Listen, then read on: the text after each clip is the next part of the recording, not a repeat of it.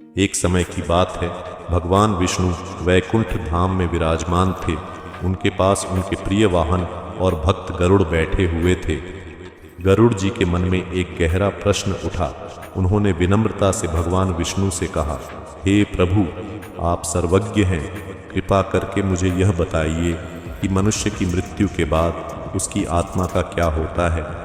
भगवान विष्णु ने कहा, हे गरुड़, तुमने बहुत ही महत्वपूर्ण प्रश्न पूछा है। यह ज्ञान अत्यंत गुप्त और कल्याणकारी है।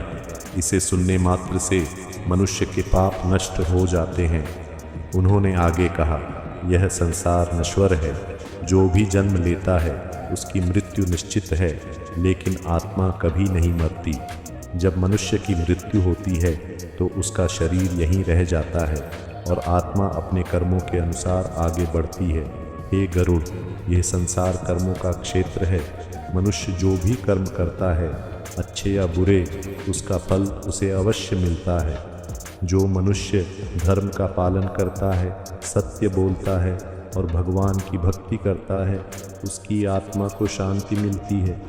लेकिन जो मनुष्य पाप करता है, दूसरों को कष्ट देता है, अधर्म के मार्ग पर चलता है, उसे मृत्यु के बाद दुख और कष्टों का सामना करना पड़ता है।